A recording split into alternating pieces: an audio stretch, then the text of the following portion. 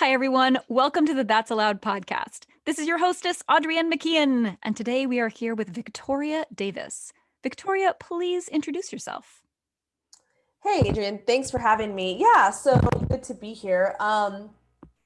Essentially, what I do is work with coaches who are trying to figure out their passion. Essentially, I work with like health and fitness coaches who are in that niche, but really have God-given dreams and don't really know how to manifest those. There's a lot that goes on with that, and I really try to help them build programs, pull the niche out of them, and then brand themselves to impact people who they're supposed to serve versus just saying I'm a health and fitness coach, because I get that. I was in that world for a long time. So, how did that come to be? What was your sort of awakening to what you needed to do? Yeah, so I worked in corporate wellness for a long time as first a health coach, and then I ended up developing programs for corporations and then consulting and managing those accounts and then bringing in coaches and hiring them and putting them in there and realizing that each of us, right, has a specific purpose and calling, but a lot of times it's really hard to understand what that is. One, if you don't have experience, and two, if you don't have somebody kind of guiding you, because I think in that world you can easily be all things to all people or try to be, Yeah. and that's not really going to help you serve the right person or get really clear on what you want to be doing in the world. And that's kind of how that came to be, is because I had so many people coming to me, not even one knowing what a health coach was, and then two not really knowing what I did. And so I found that I was serving people because I could do it. I had the skill set, but it didn't mean that it fit right. I had high Yeah. paying clients that I felt like they're paying me tons of money and I don't want to show up for them. Why? It's because Right. it wasn't in that vein. And so I really try to help coaches slow down and get clear on that, and then build offerings that really actually make sense for them and the people that they're supposed to serve. Yeah, absolutely. So, what is the story that you're not telling? Oh, yeah. Um, gosh, I mean, we could take that so many different ways, right? I think Absolutely. that It is the most open-ended question, and that is why I always start with it.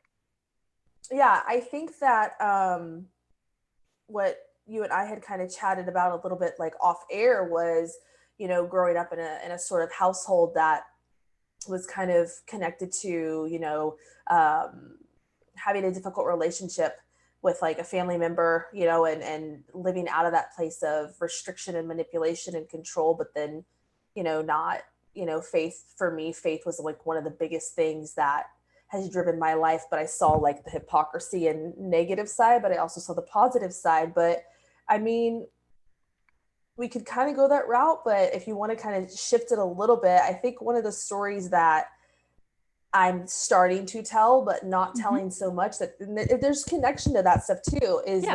that working in the health industry, for so long, there's this like underlying current of performance and health addiction. And, Hmm. and so with that, I think that, um, like one of the stories that I've recently, I haven't really told, but I'm starting to tell, is that I found my identity and significance in being vegan for 10 years and running like insane trail races and just, um, and kind of having this platform in the health industry. Even though I was helping people constantly looking at you, you always have to be on your game. But really, what's the truth, and I know I'm not the only one, is that so many people in my industry behind the scenes feel like they have to perform or be a certain way, and it's actually Yep. really damaging Yeah. and causes a lot of mental problems and emotional problems and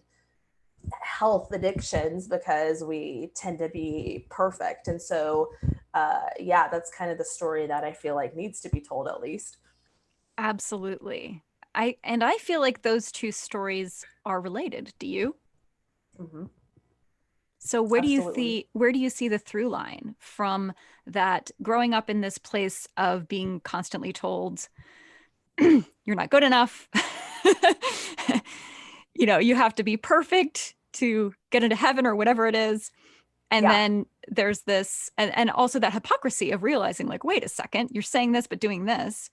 Right. And then feeling like, okay, if I'm telling people, be healthy, like, I have to be the perfect example. Yeah. I must live my life perfectly.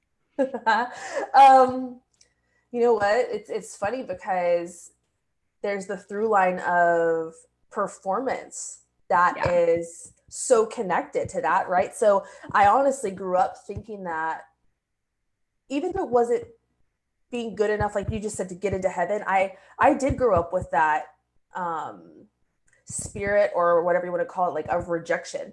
because I thought that if I'm not good enough and I don't perform, or I don't have my walls up, then, you know, you're going to attack me verbally, or make me constantly feel like I'm doing something wrong, that constant thing of Oh, yeah. walking on eggshells. Yes. And then that translated over into being in a high position, in corporate health and wellness. And when I publicly stated that I was vegan, which for 10 years took up my life, I don't have a problem with it. But then my blood work started saying that this isn't working for you. And it took me Uh-huh. a year and a half because of that mindset of people are going to reject me. What are people going to say and do? And the performance that goes around that, that really kept me stuck and afraid. So yeah, that's how I connect it. Well, I can deeply relate because I also was a vegan. I was vegetarian for 10 years and vegan for four of those. And same thing. I started to get sick. I started to Yeah. get really sick. And I was in denial for a long Yeah. time. I thought, maybe I'm just not being healthy enough. Maybe I'm not Right. exercising enough, or maybe I'm, and it becomes this kind of insanity of Yeah. trying to be ever more perfectly healthy Yeah. and losing more and more ground of your actual wellness. Right. Gosh, you are so spot on with that. That's exactly how I felt. It was, if I just eat a little bit better, or I just get really pure and really clean with my ingredients, then I'm doing the right thing. And it really just kept me, yeah, in bondage and in fear. Yes. Yes. And it also makes you feel like, especially when you're traveling or when you're with other people, it makes you feel very antisocial and Yes. like you're kind of sanctimonious and like you can't relax and just enjoy being with other people. And Yeah. when they offer you things, you have to constantly reject them. Right. And there's feels like there's this implied judgment to what they've offered you. And so it's tough. It's really tough. Yeah. Yeah. I completely agree with that. Yeah. Totally. Hmm. Yeah, one of the things I found, so I'll tell you a funny story actually about how my veganism ended. So I was living in France, Mm. and I mean, it's France, okay? And I was staying with this host family, and God bless them, they had no idea how to make Oh vegan food. no. Yeah. And this is France, so they're making these beautiful, amazing dinners, and then I'm sitting here with like rice and vegetables every night. And, I got so extreme that I was like you said, I started to get sick. And so I started to say, well, maybe I just need raw, like pure raw, only raw vegetables. And then I went down from that to fruitarian, Wow. right? Yeah. And so I was getting worse and worse. And finally, so then, my poor host mom is just like tearing out her hair, right? Yeah. So she's making me these rice and vegetables every night. And so then at the end of the stay, I'm standing in the kitchen talking to her. And as she's chatting with me, she reaches up and she grabs this little canister and she throws it in the water. And I was like, what's that? Because it's got a cow on the front, right? And she's like, c'est boeuf bouillon, like it's beef bouillon, And I was like, is that my rice? And she's like, yeah, what? So the whole time I'd been eating this beef rice and I had no idea. And I just started laughing so hard that like I couldn't breathe and I fell down on the floor and she was just looking at me like, what is wrong with you? And I said, excuse me, I'll be right back. And I went outside and there was a little fromagerie, like a cheese shop right around the corner. And I went in and I was like, I would like one of everything, please.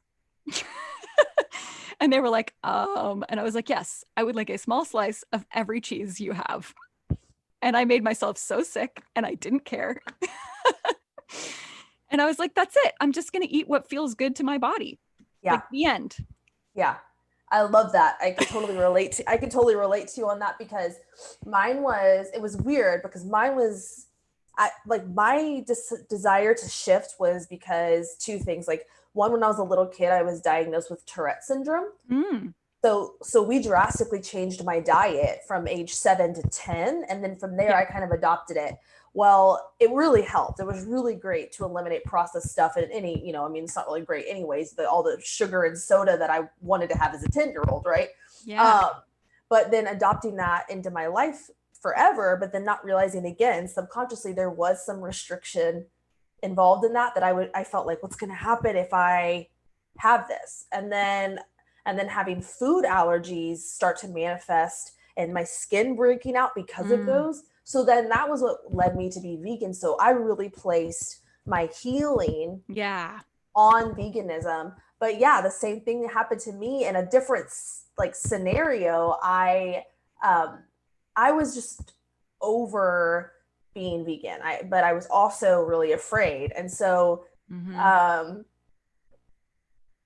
what happened is I experienced actually like supernatural healing, which was crazy cool, and that was connected to my feminine issues. But after God did that, and it wrecked me emotionally and spiritually, and it was just so wonderful. Wait. Hold on. That sounds like an amazing story. Can you go I'll into that a little bit yeah, more? well, I'll step into that. So basically, I was of that place to where I didn't want to be vegan anymore. Like, that was a conversation I was having with him. I just was saying, Lord, I'm done. I've held on to this, but I'm putting it above you. I can't. I realized that this is not working. My body's not Right. doing what it needs to do. I didn't have my feminine cycle. I was Mm-hmm. barren, all those things. Yeah. And so I Same, realized, same, by the way. Same, okay, same.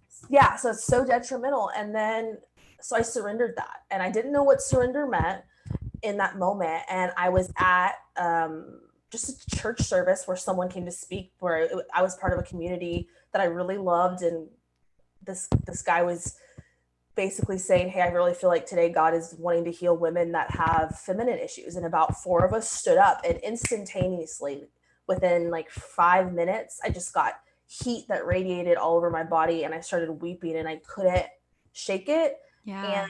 And it didn't manifest right away. Mm-hmm. But what was crazy is I got to go talk to a friend about it, and I was just so high with from that experience. Yeah. And she said, "Oh, that's interesting because I've had ovarian cysts." And so I said, "Can we pray?" And so we were praying together. And then the next day, my cycle came back, and I don't know, all the steps of that, but that was the first domino. And Okay. then back to the other part, as I was Yeah. saying, okay, God, if you can do that, then I'm just going to believe that you can heal my food intolerances, because I want to eat eggs again, and I can tolerate being vegetarian again. And so I just started eating them. And I remember my symptoms would be, I would get hot before and just Yeah. kind of feel achy. Well, that happened for about 2 to 3 days. And then all of a sudden, the symptoms just started to dissipate because I just kept standing on that and saying, no, I believe you, and I'm not going to let this be a reality. And so now I eat them and I love them. And there's that. Awesome. Awesome. I love it. Yeah. Well, we know that the mind and body are one, right? Yeah. And so, it makes perfect sense that your beliefs affect your body, Mm-hmm. right? Oh, yeah. So believing I am allergic to this, of course you're allergic to that. You believe that you're allergic to that thing. Yeah. Yeah. Yeah. Yeah. So I'm not saying that like if you have a peanut allergy, you just have to decide like I'm not allergic to peanuts anymore. Right.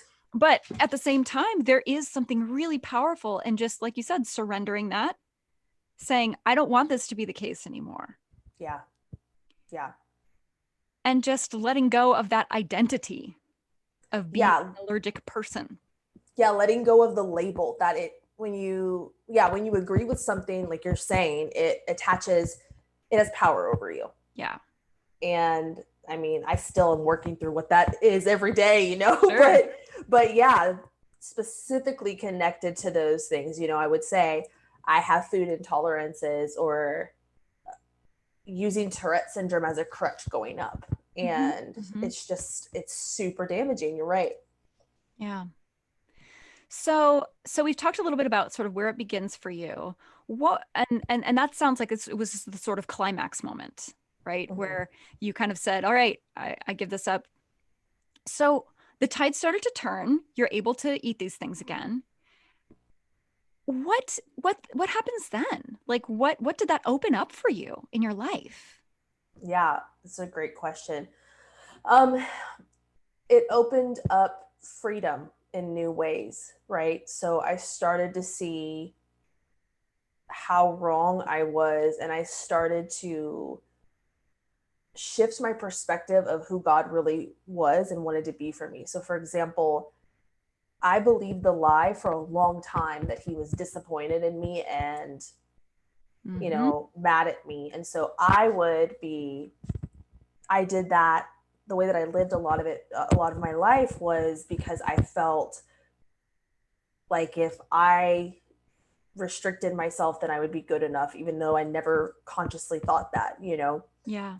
Now I know that it's about the journey and being free along the way, and there's no condemnation along that journey. Mhm. And really living from that space is so empowering, enlightening, freeing. I mean, um, it's really allowed me to just experience radical transformation in my health and the way I view it, in my relationships and my career, um, in all of those areas. It's manifested in crazy ways. I look physically different. I mean, there's a lot of repercussions to that. Absolutely. So what's Yeah. blocked you from sharing this story before? I think there's a lot of things. I think one of the biggest things that's blocked me um, from sharing it before is that one, again, having that fear that people A wouldn't get it, or B wouldn't understand, Yeah. or would reject that. So there's those little lies creeping back up just in a different way. It's a different layer. Um, but yeah, I think the biggest thing is that I've been blocked from sharing it because I didn't know how to necessarily one articulate it and then also tie the threads together. Yeah. It's kind of been this whole 30 plus year journey of life to where I didn't really realize that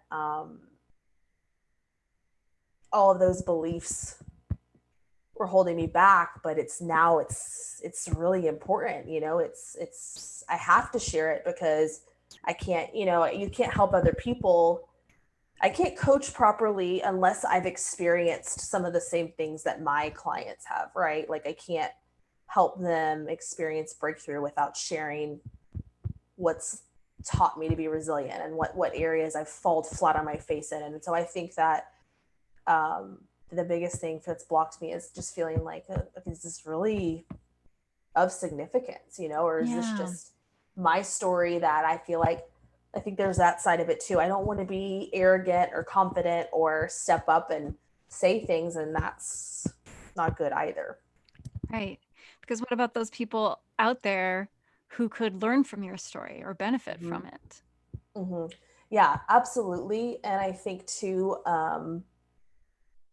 one side of that is connected to having a parent who, really I wanted to love and have a healthy relationship with, but God really had to help me put boundaries up and was just Yeah. basically showing me, stop throwing yourself in front of the bus. You love her, but it's just not, it's okay. I'm not condemning you and telling you you have to. And I think that for a long time, I just didn't want to speak negatively. I just didn't want to speak, even though the truth, it was true. I Yeah. didn't want to put it out there because I didn't want to hurt anyone, and I think that that's depriving people who really need to know that they don't have to do that either. Hmm.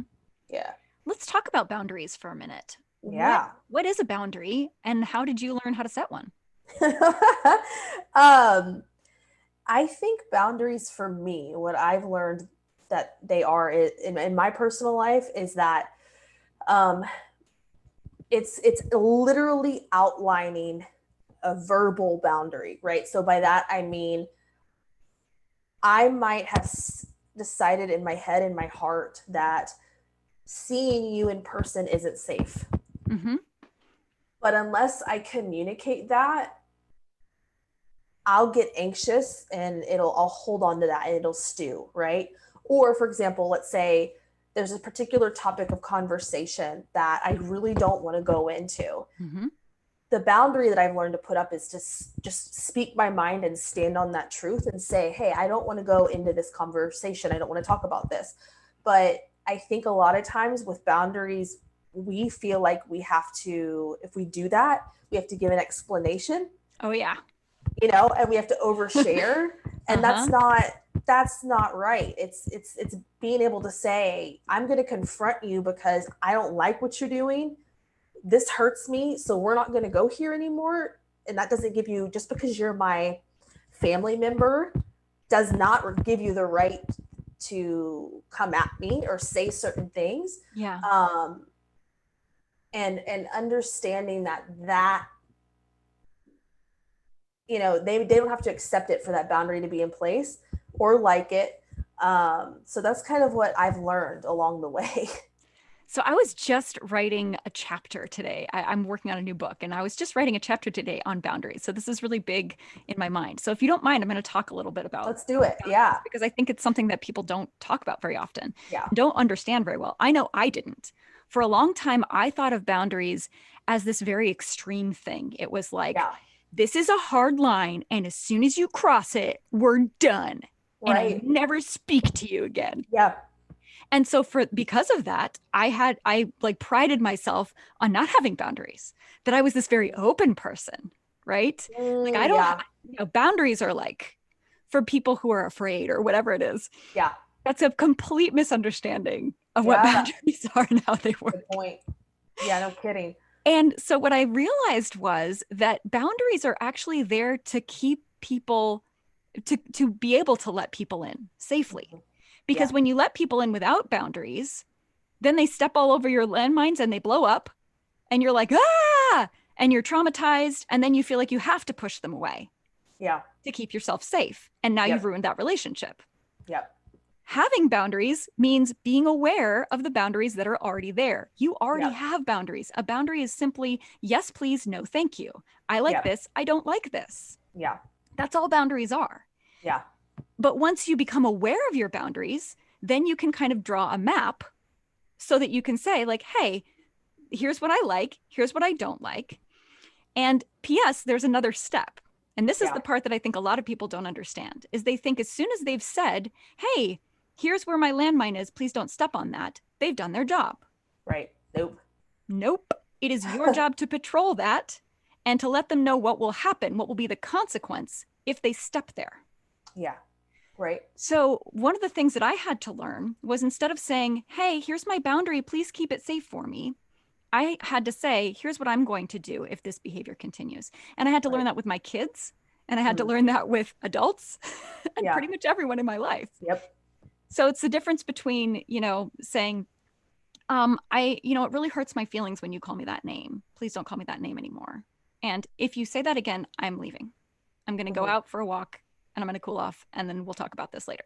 Hmm. Right. One is way more effective than the other Yeah. and way more self-responsible Yeah. because you're saying, I recognize that this is my landmine. Okay. I'm not expecting you to know where it is. You're a tourist here. I can't expect you to give tours of the, landmine area. Yeah. Like that's Yeah. my job. Yeah. Yeah. Yeah. Yeah. I completely agree too. And I think there's an element that ties into that is people who typically violate your boundaries, it's having the expectation that that will happen. Yes. Because when once we set a boundary, it doesn't mean that, even if you say, okay, I set the boundary and if you do that, this is what I'm going to do, but don't expect them to never violate it then, Right. right? It's having the expectation they will. And then the second part, which has been the thing that I've had to work on over and over and over is to not take offense when they Mm-hmm. do that, Yeah. and then fixate on what they've done Right. versus realizing, yeah, that's how they usually are in the situation. Yeah. It's not Blow it personal. off. Yeah. Yeah. It's nothing personal. It's not about you. It's about them. Yes. And so, when you set your boundary and you patrol your boundary, again, it's not about them. It's about you. Yeah. Right. So it's not hurting their feelings or being mean to them. It's just Mm-mm. saying, this is what I need for me. And you do what you do. And I'm going to do what I need to do to keep myself safe. Right. Yeah. Otherwise, we can't be in relationship. Like that's just not going to happen. Yeah.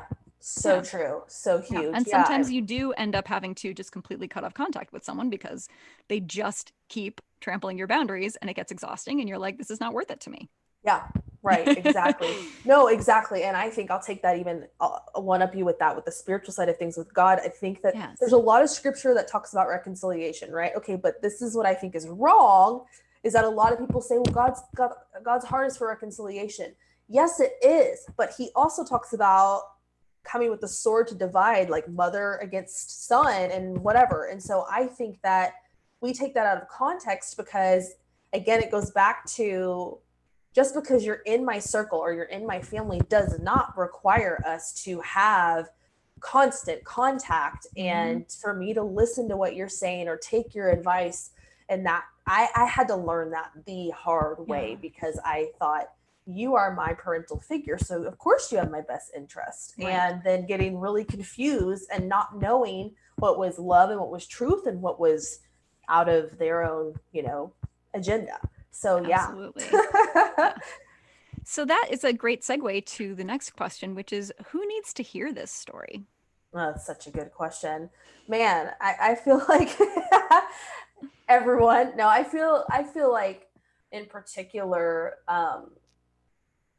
individuals who really struggle with, knowing that they're worthy, and knowing that they're good enough, and knowing that, um, yes, actions can, take you off course a little bit by making bad choices, but it doesn't define you. And and I think that, um, yeah, those of us who really struggle with wanting to people please and wanting to, being recovering perfectionists, but knowing that there's peace and joy and rest in the process available now, and that freedom is available now, and it doesn't have to be, perfect. It's you get to walk it out. I think it's those of us who feel like we're constantly under pressure, and it's usually coming from us, not other Yeah. people. And so it's just those people who really need to know that, one, they're not alone, and two, that you can breathe and enjoy the journey.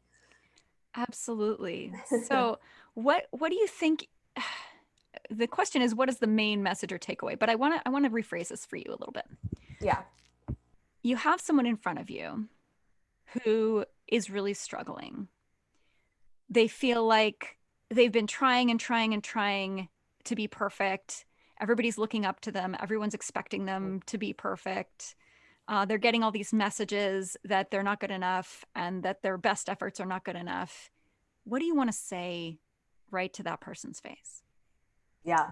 um I would just say that, you know one of the biggest things, because I've been in that space, in particular, and so I get that person. I think that what I would say to that person's face is, you're always going to have people who support you and people who don't, no matter what, right? You will always have people who are against you and who are for you, and it will Yeah. get more intense as you get more public, Yeah. and it'll get more intense as you share your truth.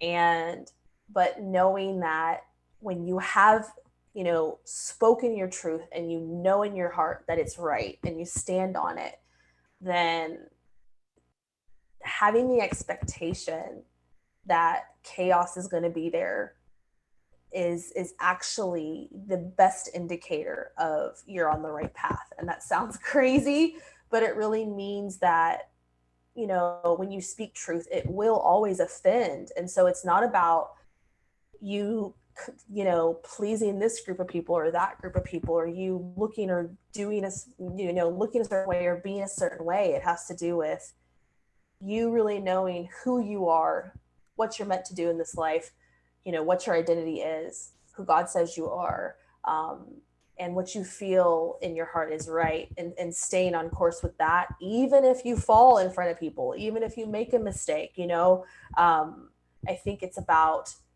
picking yourself back up and looking at that obstacle as the thing to run through and over, and not turning the other way, because there's so much breakthrough with every obstacle that you overcome. And I think that's what I would say is to start with, just try to not look at what's missing or what's Mm. wrong or the distraction, like comments as distractions, but look at um, where you're going, and who's going to be there to guide you in the right way, and focus on that. So that's what I would say, at least to start. Yeah, absolutely. So we're going to shift gears a little bit. I'm going to do a little exercise. So I want you to close your eyes for a moment. Okay. Okay. So I've waved my magic wand. Everything that you want has just come true. All your dishes, all your dishes, all your wishes, all your dreams, all your hopes, everything you desire has now come to pass.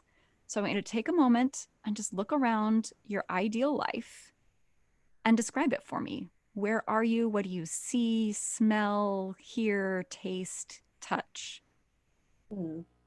Okay, with eyes open or eyes closed, do I tell Either you? way, Okay, I'll say whatever with my works eyes best for open. you. So I I would say, yeah, that's been so really what my ideal life looks like. It's funny, as living from a place of imagination. It sounds kind of funny, but really believing that everything is possible, because I've had personal radical shifts where, um, like I said, you know, breakthroughs and radical healings, and then meeting the love of my life and all this stuff. So I think that my ideal life really looks like, one, walking with him, to be able to help others experience radical breakthrough and transformation. And that can look like in the details, right? That's so up here. But in the details, that literally looks like, we both write. And so writing specifically to help, create that impact. But really, my heart has always been to help women truly understand, kind of like I was saying at the beginning, their Hmm. identity, and that they matter, and what that looks like, though, under in God's eyes, and but then how to practically live that out every single day, how Yeah. to become, a warrior and things like that. And so ideally, what that looks like is taking my coaching and speaking career, um, into a space where I get to do that consistently, and love on people, and even if it's small, intimate settings and gatherings. So And what does that look like? What is that space? Describe it for me. I'm not really sure what you mean. Okay, so again, close your eyes. We're trying to get you out of your head and into your heart space here, okay? Mm-hmm. So, what I want you to do is just look around. You're in this ideal space. Everything you want is here now. So, look around. Are you writing somewhere? What space are you in? Are you working with someone? What is it that you're doing to create meaning in this ideal world? I mean, yeah. So essentially, what that is, um, it would be like me and my partner creating content together, like we already do. But that's ideal for me. That didn't Okay. manifest until this So, year. do you work in a space together? Do you have an office together in this world? Not at the moment, but that would be ideal to be able to Okay. do So that. then Yeah. here's you're in your office with Yeah. your partner. Okay. You guys are working together. What do you see? What's around you? What does this space look like? It's definitely one that is, we both like really Victorian era things. Mm, So, like, love it. darker, richer, like the French provincial colors, those like rich roses with like black, and kind of really those kind of elements. We like those types of things. Yeah. Um, and we both, it's being in the cold and having nature surrounding you. Mm. And so that type of an environment, to where we can get up and go outside whenever consistently, having that space to just take in, and having a home that is kind of in a that's winterized essentially to where Yeah. it's like the colder climate, and so access to that. So that is one element for sure. Yeah. Yeah. So looking out, you have a window in this room. Looking out, do you see Hmm. trees? What is it? What does the nature look like that you're seeing outside?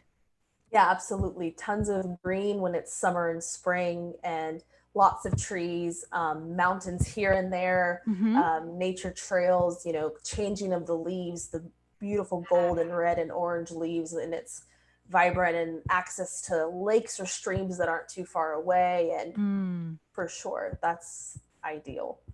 Okay, so I want you to go outside for a minute. You're just going to walk outside and Okay. smell the smell of the nature there. What Yeah. does it smell like? For me, my favorite sense, and especially when it's in that moment, is like the pine. I Mm. love that scent. I love the rich, earthy, foresty sense of pine, and Yeah. I like the embers and the smoke and things like that. I really love those smells. Ah, beautiful. So you That's what can it is. smell there's a fire inside, so you can smell Mm-hmm. that the wood's burning, smell Mm-hmm. that pine smell. You smell that smell of leaves kind of going back into the dirt. Mm-hmm. What do you hear? Most likely, I mean, what I'm hearing in this space right now is definitely wind, Hmm. crackling through the leaves. A lot of times I'm pretty sensitive to forest creatures. So, Yeah. hearing and sensing squirrels or deer or chipmunks or things like that, just running by, or, being around and surrounded by that for sure. Yeah. Is there any kind of music that seems to go with the feeling that this gives you? For me, music, it would always be some sort of modern classical music. I like that, or sort of like an ambient, ethereal, instrumental um, sound. So something I'm like hearing that. a viola. Does that Mm. resonate with you? I mean, I do love violas and violins and strings I don't know instruments, where but that came from. I just thought I'd say it. yeah, yeah, no, absolutely. I love, I mean, all of those types of things, Yeah. especially because I like to listen to a lot of Victorian era inspired and soundtrack music. So yeah. Yeah. Yeah, Hmm. absolutely. So just I'm going to take you to one more place. So I want you to be working with a client, Okay. okay? And I want you to see on this woman's face that she's just had a breakthrough, Mm, that she now believes that miracles are possible, that you've opened that space for her. And I want you to just feel what that feels like. hmm.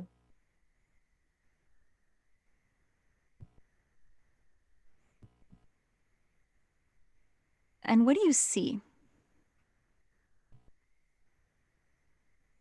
I mean, I definitely see someone whose, eyes usually kind of open up wide and Mm, get that realization that it's possible for them to. Um, and I typically, I mean, I'm sensing myself having an overwhelming feeling of warmth, and, like my heart wants to jump outside of my chest, and I'll, with laughter and yeah.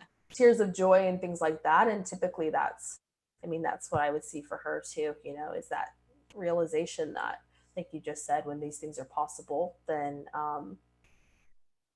you can basically see like the chains of doubt and fear and insecurity or uncertainty falling off. So, Yeah. mhm, So I'm hearing a lot of joy. I'm hearing peace. I'm hearing a lot of just groundedness and mhm, feeling really at home, like you belong here in this mhm. space. Are there any other emotions you want to point out that you're experiencing in this ideal space? I think that those are the main ones. Yeah, I think that victory is not necessarily an emotion, but that Mm, feeling of security in the sense that it's right. yeah. So that's kind of being connected to that for sure. All right. Open your eyes.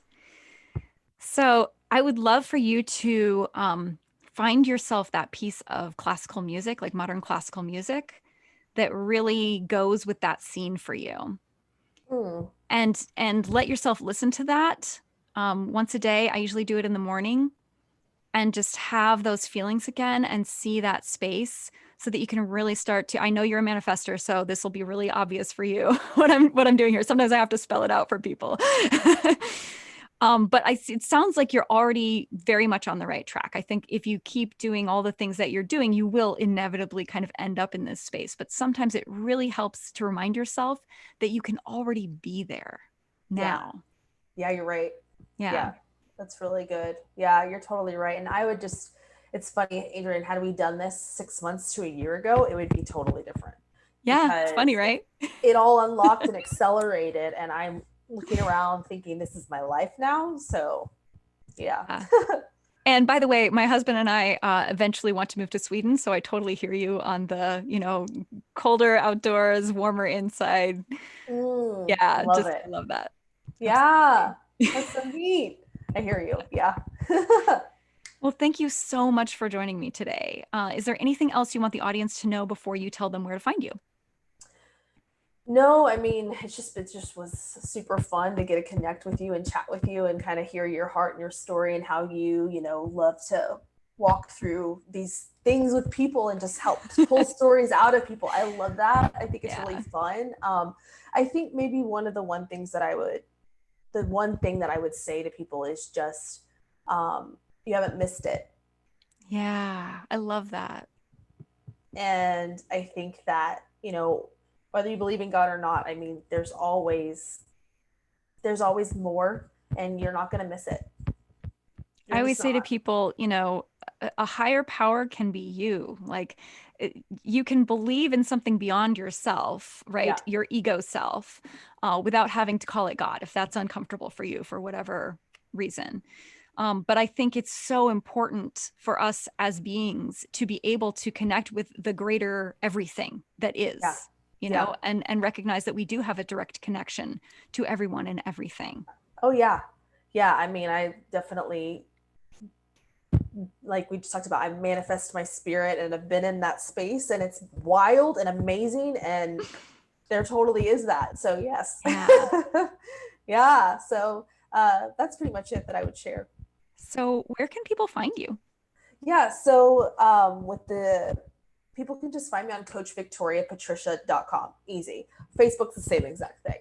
Um, yeah, that's essentially what I've got going on. And I'm in the same process as you right now, is with working with a publisher and writing a Mhm. book. So that's Fantastic.